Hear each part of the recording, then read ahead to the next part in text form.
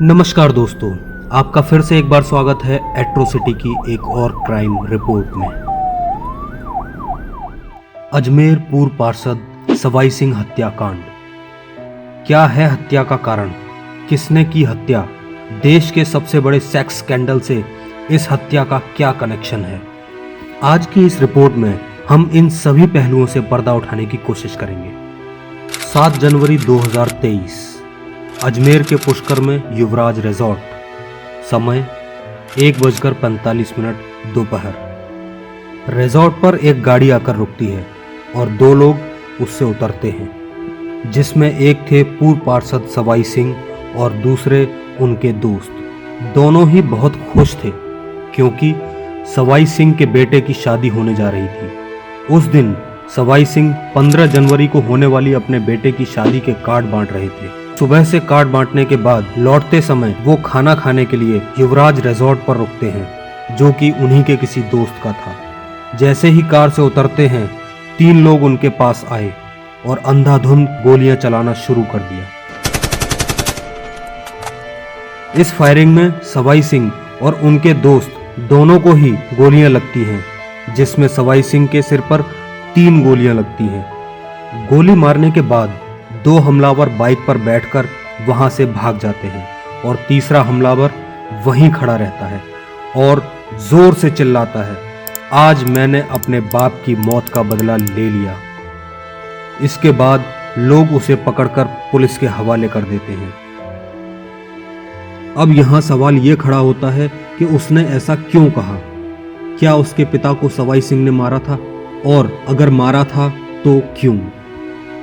ये सब जानने के लिए हमें आज से 30 साल पीछे अजमेर के उस समय में जाना होगा जहां इस हत्याकांड के तार देश के सबसे बड़े सेक्स स्कैंडल से जुड़ते हैं। Was one of India's biggest sex scandal, and a lot of people are not aware about it at all. It's where nearly 100 teenage girls were sexually abused, laid bare a toxic mix of religious reach and political impunity. When police themselves are not aware, how do you expect civilians to be aware about such things? बहुत ही प्रभावशाली लोग हैं बहुत से पहलुओं से।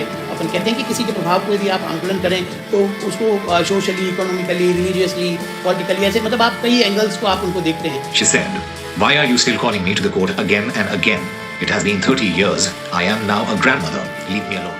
साल 1992 यानी कि आज से ठीक 30 साल पहले अजमेर के नामी स्कूल में एक ब्लैकमेलिंग का खेल चल रहा था। वहां के कुछ लोग लड़कियों को बहला फुसलाकर किसी रिजॉर्ट या फार्म हाउस में ले जाते थे। उनके साथ शारीरिक संबंध बनाकर उनकी अश्लील तस्वीरें उतार लेते थे और उन्हें ब्लैकमेल करते थे। कमाल की बात तो ये है कि उनकी हवस का सिलसिला यहीं नहीं रुकता था। वो उन लड़कियों को ब्लैकमेल करके उनके जरिए उनकी सहेलियों को भी इस जाल में फंसाते थे और ये सिलसिला यूं ही आगे बढ़ता रहता था। एक से दूसरी, दूसरी से तीसरी, तीसरी से चौथी और आगे भी। गौरतलब बात यह है, उस समय रील वाले कैमरे हुआ करते थे, तो फोटो लेने के बाद वहीं के एक स्टूडियो में रील से फोटो को डेवलप करवाया जाता था। उन फोटोज में से स्टूडियो वाले ने कुछ 2 या 3 फोटोज अपने पास रख लिए, जो कि किसी तरह वहां के एक पत्रकार मदन सिंह, जिनका खुद का न्यूज़पेपर चलता था, के हाथ लग गए। धीरे धीरे ये खबर अखबारों में छपने लगी और कुछ लड़कियों ने शर्म के मारे आत्महत्या तक कर ली। जब यह सेक्स स्कैंडल, जो कि देश का सबसे बड़ा सेक्स स्कैंडल था, सुर्खियों में आया तो कुछ लोगों को पुलिस ने पकड़ा भी, मगर उनका कुछ भी नहीं हुआ। उस समय मदन सिंह ने अपने अखबार में इस केस के बारे में लगभग 76 आर्टिकल्स छापे थे और 77वें आर्टिकल में उन्होंने कहा था कि वो कुछ नामों का खुलासा करने वाले हैं। 4 सितंबर 1992 को उन्होंने अपना 76वां आर्टिकल छापा था और 77वें आर्टिकल में कुछ नामों का खुलासा करने का ऐलान सुनते ही कुछ लोग उनके दुश्मन हो गए, जो कि बिल्कुल नहीं चाहते थे कि उनका नाम अखबार में छपे। उसी दिन रात को मदन सिंह किसी से मिलकर रात को अपने घर वापस आ रहे थे। अचानक एक कार में सवार कुछ लोगों ने उनका स्कूटर रोका और उन पर गोलियां चलाना शुरू कर दिया। उनसे बचने के लिए मदन सिंह वहीं पास के एक नाले में कूद गए, मगर उन्हें कुछ गोलियां लग चुकी थी। जब हमलावर वहां से चले गए तो वहीं के स्थानीय लोगों ने उनकी मदद की और उन्हें जवाहरलाल नेहरू हॉस्पिटल में भर्ती करा दिया। समय पर उपचार मिलने के कारण उनकी जान बच गई।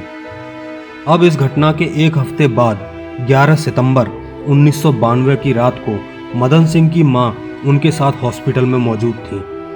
अचानक उनके कमरे में कुछ हमलावर घुसते हैं और मदन सिंह को 5 गोलियां मार के वहां से भाग जाते हैं। डॉक्टरों की भरपूर कोशिश के बाद भी 3 दिन बाद उनकी मौत हो जाती है। अब क्योंकि हॉस्पिटल में हुई यह घटना मदन सिंह की मां के सामने हुई थी और उनके बेटे को गोली मारी गई थी, तो उन्होंने अपने बयान में कुछ नाम लिखवाए, जिनमें से एक उस वक्त के विधायक डॉक्टर राजकुमार जयपाल, दूसरे पूर्व पार्षद सवाई सिंह, तीसरे नरेंद्र सिंह। इसके अलावा और भी कुछ नाम थे, पुलिस को लिखवाए। सभी नामजदों को पुलिस ने पकड़ लिया। मामला कोर्ट में चला। कुछ समय बाद ही सभी आरोपियों को जमानत पर छोड़ दिया गया। कई सालों तक केस यूं ही चलता रहा और मदन सिंह की मां इंसाफ के लिए घूमती रही। आखिर में उनकी मां ने हाई कोर्ट में अपील की तो हाई कोर्ट ने सेशन कोर्ट को फटकार लगाते हुए कहा कि मामले की गहन तहकीकात की जाए और सीन को रिक्रिएट करके उस पर कार्रवाई की जाए, और ऐसा ही किया गया। मगर पुलिस ने कोर्ट में कहा कि जिस जगह से मदन सिंह की मां के अनुसार गोली मारी गई है, वहां से गोली मारना और वहां से भाग जाना मुमकिन नहीं है। कुल मिलाकर पुलिस के इस बयान ने मदन सिंह की मां के बयान को झूठा करार दे दिया। लिहाजा 2004 में कोर्ट ने सभी आरोपियों को बाइज्जत बरी कर दिया। सेशन कोर्ट के इस फैसले के बाद मदन सिंह के परिवार ने हाई कोर्ट में अपील दी और सेशन कोर्ट के इस फैसले को चैलेंज किया, मगर ये केस आज भी वहां पेंडिंग है।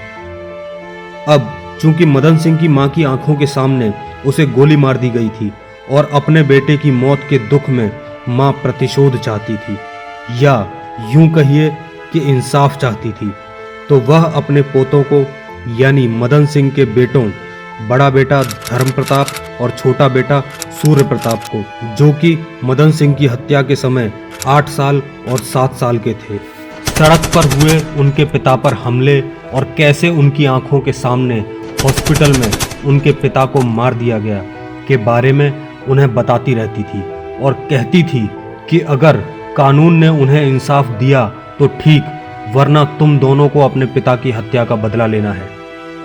जब दोनों 18 साल के हो गए तो दोनों ने अपने पिता की मौत का बदला लेने की योजना बनाना शुरू कर दिया। 2008 में दोनों ने आरोपियों में से एक शिव हरे पर घात लगाकर हमला किया और हमले में कुछ दिन बाद हालत गंभीर होने के कारण उसकी मौत हो गई। उसके बाद दोनों ने फिर एक मौका तलाशा और अजमेर के एक कॉलेज के सामने पूर्व विधायक डॉक्टर राजकुमार और पूर्व पार्षद सवाई सिंह और 1-2 और साथियों के ऊपर गोली चला दी, जिसके बाद इन दोनों को गिरफ्तार कर लिया गया। हालांकि इस हमले में वे सभी बच गए थे। अब क्योंकि इन्हें समझ आ गया था कि मदन सिंह के दोनों बेटे अपने बाप की मौत का बदला लेने के लिए उतारू हैं और दोनों के सिर पर खून सवार है, तो उन्होंने अपनी सिक्योरिटी बढ़ा दी। अब चूंकि वो लोग बच गए थे तो दोनों भाइयों को जमानत पर छोड़ दिया गया। बाहर आते ही ये दोनों भाई धर्म प्रताप और सूर्य प्रताप फिर से किसी मौके की तलाश में लग गए, मगर कोई मौका नहीं मिला। समय बहुत बीत चुका था।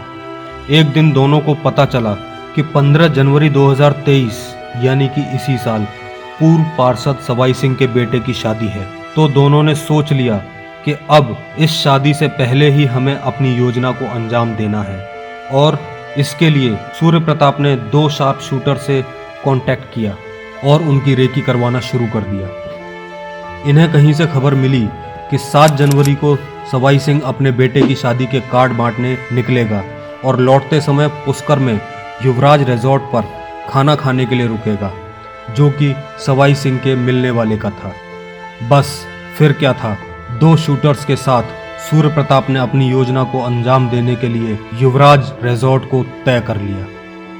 तीनों अपराधी वहां इंतजार कर ही रहे थे कि वहां सवाई सिंह की गाड़ी दोपहर लगभग 1:45 पर आई और सवाई सिंह के गाड़ी से बाहर निकलते ही तीनों उनके पास पहुंचे और अंधाधुंध गोलियां चलाना शुरू कर दिया। गोलियां चलाने के बाद दोनों शूटर्स ने सोचा कि अब हमारा काम खत्म हो चुका है और एक बाइक पर बैठकर वहां से निकल गए। लेकिन सूर्य प्रताप वहीं खड़ा रहा और सवाई को आखिरी गोली मारकर चीखता हुआ बोला, मैंने अपने बाप की मौत का बदला ले लिया।